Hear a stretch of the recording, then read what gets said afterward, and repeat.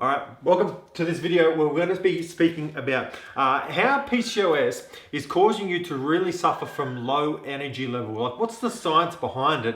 And then, as always, once we know the science behind what's causing your low energy, then we can create solutions to boost your energy. So I drew this picture here. That's supposed to be like a battery. I don't know what I did. But here we go. So what's causing your low energy in PCOS? So the number one reason, and this will be the reason for the majority of women out there, will be insulin resistance. And if you've been watching a few of my videos now, you'll see that insulin resistance is at the heart of a lot of issues in PCOS, right? It's the cause of a lot of symptoms. So I'll be constantly speaking about insulin resistance because for the majority of women with PCOS, this is at the core of your issue here. So how insulin resistance causes low energy is how insulin resistance and what insulin actually does. So let's look here and let's pretend this is your bloodstream and all these little green G's here are like blood glucose. So that's what your cells use for energy. And let's say these little black sacs here are the cells of your body. They actually need energy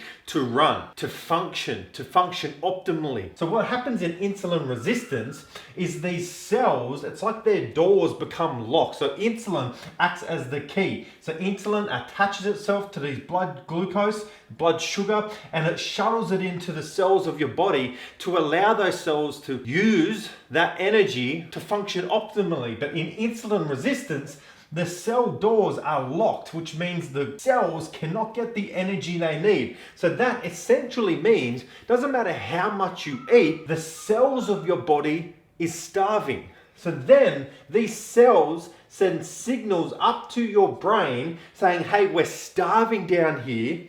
And it does two things.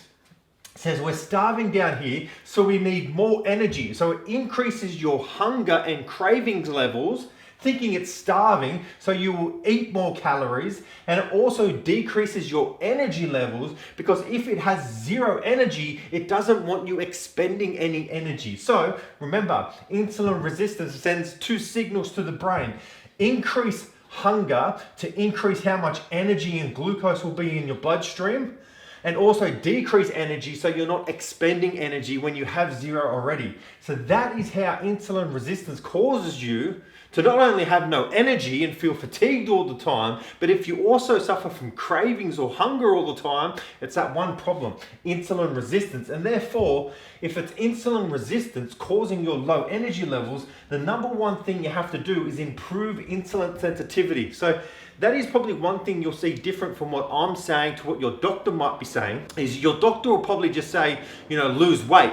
I am saying, improve your insulin sensitivity because that is directly addressing your actual underlying cause. Now, by improving your insulin sensitivity, weight loss may be a result of that because improving your insulin sensitivity means eating well, regular exercise, quality sleep.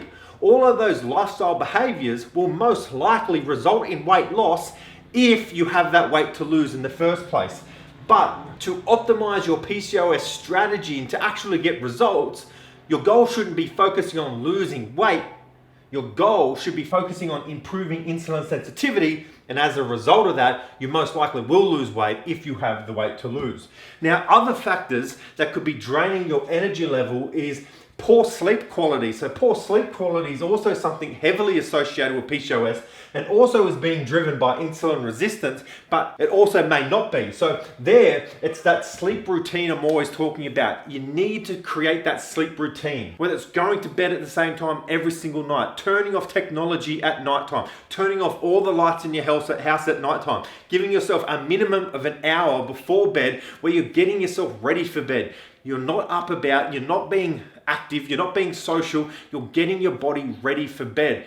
Even having a really warm bath or shower an hour before bed is really, really helpful. So you need to create yourself a sleep routine. Probably the biggest one there is going to bed at the same time every night and getting up at the same time every morning. You need to set your circadian rhythm or your body clock on time. Nutrient deficiencies. So we know PCOS drains you of a lot of essential vitamins and minerals. So vitamin D, zinc, vitamin B12 and magnesium are essential nutrients needed for energy. And they're also nutrients that a lot of women with PCOS are deficient in. So if you can, supplement with them. They're all in our multivitamin balance, or get them through your diet. Here, hormonal imbalances. So specifically like estrogen. So a lot of women believe that, they don't necessarily understand all of the roles that your hormones play. So like estrogen is incredibly important. It's important for your body composition. So what your body looks like. There's huge physical differences between men who generally have wide shoulders,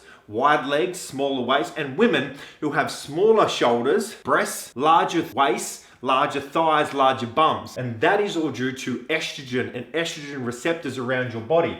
But estrogen is also very important for energy levels and also fat loss. So if you're not having a regular menstrual cycle at the moment, you're going to have disrupted estrogen production, because estrogen is primarily produced by the menstrual cycle. So your overall endocrine health and endocrine or hormonal balance is incredibly important.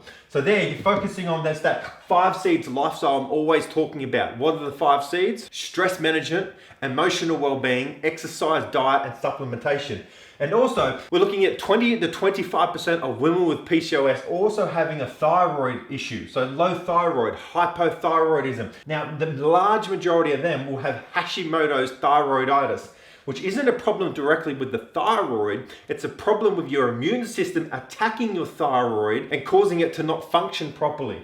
So there, you're really looking at following an anti-inflammatory diet. So a lot of immune boosting foods, and you're also looking to cut out any foods that can be inflammatory to you. So it could be gluten, it could be wheat, it could be dairy. So by looking at this, let me know, number one, how are your energy levels? Are you suffering? And then number two, which cause do you think could be causing your low energy levels? Is it insulin resistance? Is it poor sleep? Is it thyroid? Is it a combination of these factors? And then remember, you're focusing on fixing the underlying cause, right? It's not just lose weight and hopefully that will improve your PCOS symptoms. It's what is the underlying cause driving my PCOS, and let's specifically focus on improving that, right? So I hope you enjoyed this video, and as always, I'll see you in our next one.